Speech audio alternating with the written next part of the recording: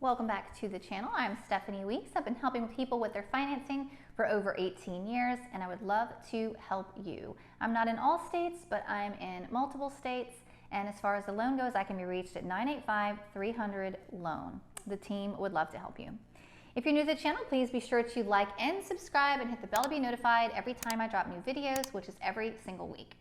My goal is to spread mortgage peace throughout the world and to help shed some light on the very confusion that exists around mortgages, home buying, home refinancing, and all that fun stuff. So today's video is about buying your second home. Now, let me clarify. I'm not talking about you have a home and now you want a home on a lake, and that's going to be your second home and you're going to have your first home. That's not what I'm talking about in today's video. I'm talking about you bought your house, you live there, now you're trying to upgrade, downgrade, whatever might apply, right? Move to a new city, things like that. So you're buying the second home purchase of your life, okay? And we're gonna talk about that today, how to deal with that, things to consider, what to look into. We're gonna talk about the market a little bit and all those different things. So let's dive in right now.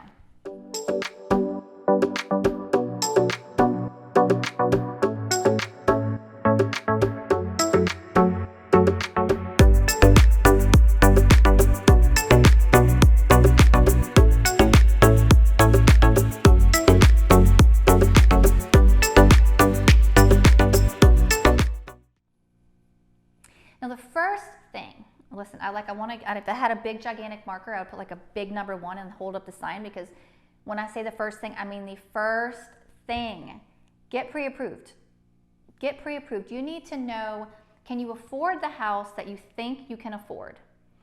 Cannot tell you the number of times that people call and they want a house for a certain price and a payment that matches in no way, shape, or form to that house price, but it's okay, because how would they know? They're not doing loans all day like I am, right? Like they wouldn't understand that, and that's okay. That's what we're here for. That's what your loan officer is there to help you with. But when you get pre-approved and you need to talk about what sales price you want, what down payment or closing costs, like how much do you want out of pocket, what do you want to spend? So sales price, how much money out of pocket, and what you want that monthly payment to be. They can tell you whether or not you have to sell your home in order to buy the new one. And let's just say that they say, fine, you don't have to sell that one to buy the new one because you have enough money for the new one without selling, and your budget allows you to afford both payments. Even though they say they can do that, please make sure that you can do that. Even in the best market, when you think the house is going to go in 5 minutes, maybe that's the one time that it doesn't, and you don't want to put yourself in a bad situation. So if you've got a $1,500 mortgage payment on the current house and the new house is going to be $2,300, please do your budget. Make sure that for 6 months, just to protect yourself, that you can afford $3,800 a month in that scenario. Something else that some people do in the meantime, if they can afford both houses and they don't have to or want to sell yet to buy, they'll go ahead and buy the new house, go to the closing, take their time moving in, and then turn around and rent their current house out for 12 months. Maybe if the rental market's good at the time, things like that. That's another thing that you could do as well. But if you do that, please err on the side of caution. Please budget yourself at $3,800, because you never know what's going to happen with that renter, and what if they miss a payment, and you don't want to be at a disadvantage. Now, you're probably wondering, why in the world would I ever want to keep my house? Why would I want to rent my house? It's so stressful. Like, I'm not even interested in that. Well, that's because right now, the market in March, almost April of 2022 is insane. And what's winning is people going way above asking. What's winning is cash buyers, and there's not a lot of them. And what's winning is offers that are not contingent. What does contingent mean? Well, that means that, hey, I'm gonna buy your house, but it's contingent upon me being able to sell my house and when my house sells. And so I'm gonna be able to sell that one in the morning and then buy this one in the afternoon. And if heaven forbid this one falls through for financing at the last minute, now this house falls through for financing at the last minute. So that's kind of what contingencies are, and that's why a lot of sellers don't want to take them, because it's absolutely risky. Another idea that you can do, and I'm really seeing this a lot, is you can pick one close date and then pick a different post-occupancy date. So every state's a little different. As an example, in Louisiana, what we do is if we close today, we move today, right? So you occupy and you move out in the day that you sell and then the day that you buy. Well, what I'm seeing a lot of people do is maybe they can go to a fast closing. So maybe I say, Mr. Seller, I'll give you $300,000. I can close in 20 days, but I need another 20 days to move out. That way it's closed, it's good, it's done. The seller doesn't have to worry about a risk, doesn't have to worry about you not closing, but it gives you time to get situated and be able to get into that house or let them move out later, things like that, depending upon what side of the spectrum of the offer that you're on. So you would close on one date and then occupy or let them occupy until another date. Like as an example, I mean, if I sold my house, I've been here 15 years, right? And I know how financing works, and I know how many deals fall apart the freaking day of closing. Oh my God, it's crazy. Because of some things that are kind of broken in the mortgage industry. But, you know, and I wouldn't want to move my 15-year house and find out that the day of closing, it's not going to closing and now everything's moved out. So I would ask, hey, yeah, sure, I'll take your offer. Yes, we'll close in 30 days, not a problem. But hey, can I have an extra 2 weeks to actually move out? And of course, I'll pay you rent for those 2 weeks, but I need that post-occupancy. So that's another thing that you can consider when you're trying to figure out what you're doing with the current house, how you get into the second house, and how you make all of these things flow and work out in a good order for you and for the seller. All right, so buying your first home is so exciting. And you know what? Buying a second home is super exciting too. But from that first home, you know, you want to consider a lot of things. Again, the market's different, the rates are different. Now, there was a long time where rates were hovering around 3%, and maybe you bought that first home at 3% interest. And now when you go to buy that next home, maybe, you know, there was about 3 years ago where the rates were 5%. So let's use that. And let's say that now the rates are 5%. Well, you got to take that into consideration as to how much more you're going to be able to borrow and how much more you're going to be able to afford, because it's not like you're going from a 3% rate house to a 3% rate house. So there's going to be kind of differences and discrepancies there. You want to make sure you're taking that into consideration.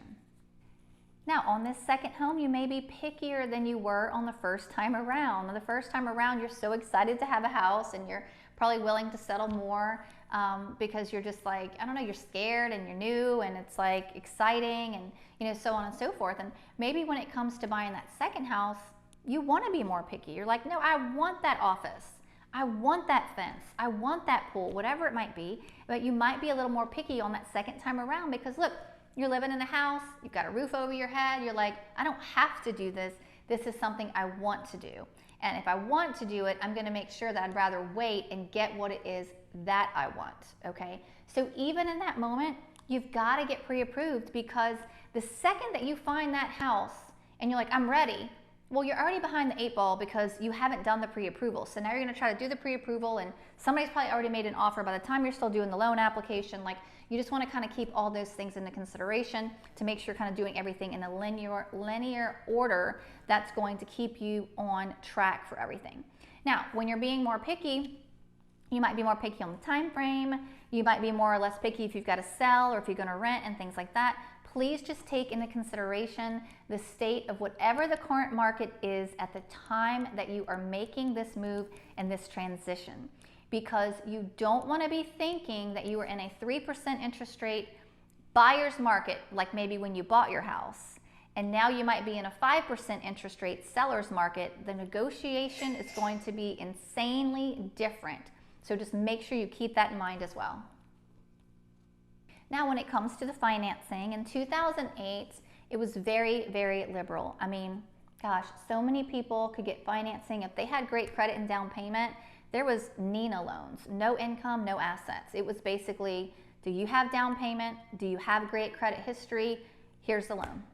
They had incomes which were stated income, stated asset, where instead of no income, no asset, if you had certain credit and you had certain down payments, then you would just put on there, okay, this is what I make and this is what I have. It was not verified, and then you would go to closing for that.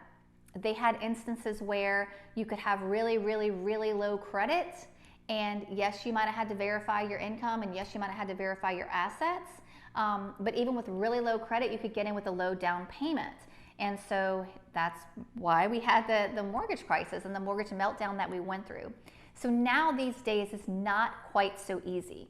They are going to verify your income. They're going to look at your check stubs, look at your W-2s, call your employer, get them to fill out a form, make sure these things match.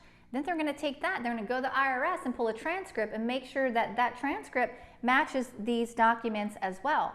And that's just the income. And then even all the way to the day of closing, they're going to go, hey, did they still work there? Did they quit? Do they still work there? Are they probably still going to stay working there after today?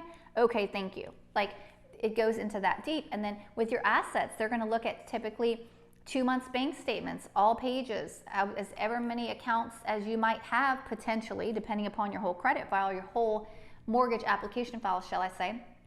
And they're going to make sure that there's no money that just showed up. They're going to make sure that there's not deposits that are like, wait, what is this? This doesn't make sense because of what your income is and who you work for. And they're really going to look at these things and really, really analyze it. And then they're going to say, okay, verified income. Okay, verified assets. Okay, verified credit. Okay, well, you had these issues in the past. Tell me why you had the issues. Tell me why you had the bankruptcy.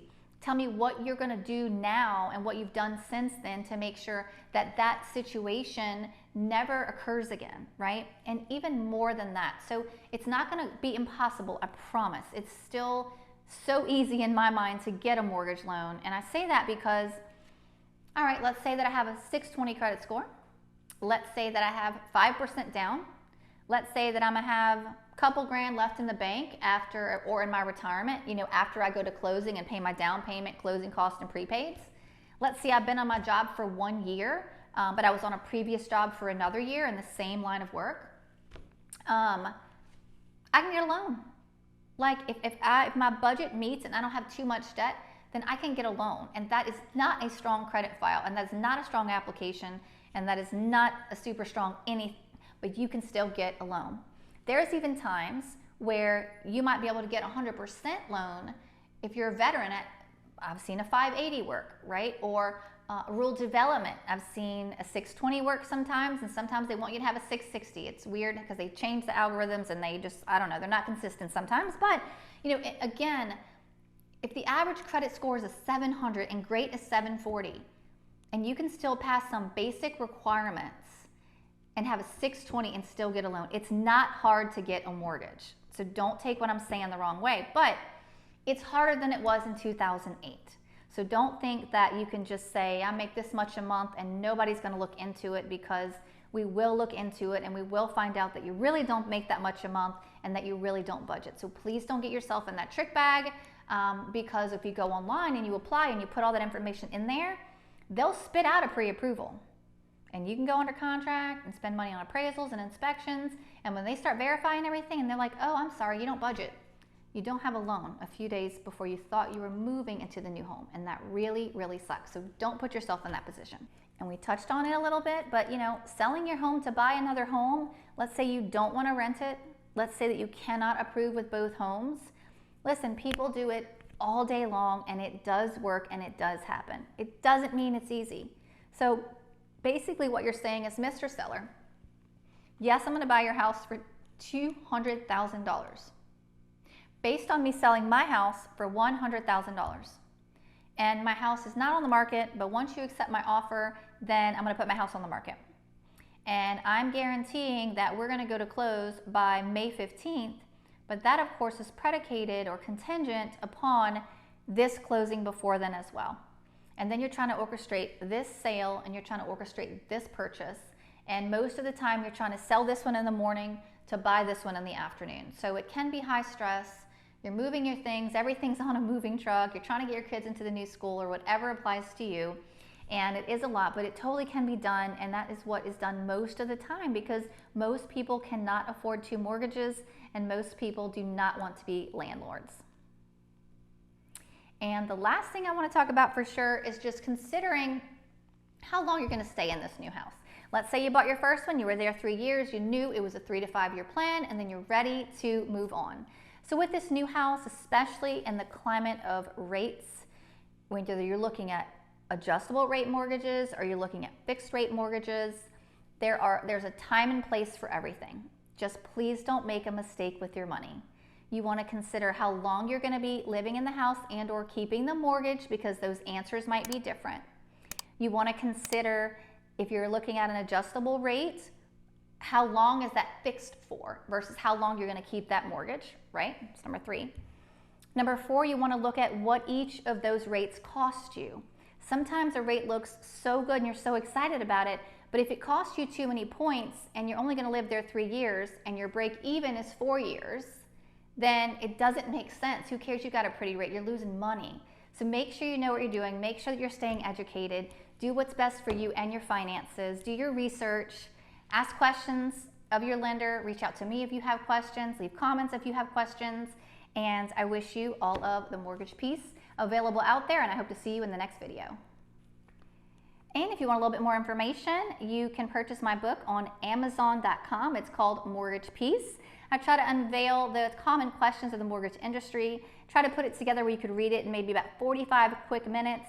It's great for high school students, it's great for college students, it's great for a gift, it's great for first-time home buyers. You know what? It's even great for second-time home buyers, because I can't tell you how many times people have said, that didn't happen on my last deal. And I'm like, show me your paperwork. It did. You didn't understand it. They didn't explain it to you. You didn't even know you paid for that. So don't let that happen to you. Check out Mortgage Peace at Amazon.com. The Weeks team would love to help you with your mortgage financing in Louisiana, Mississippi, Alabama, and Florida. We want to be your loan officer.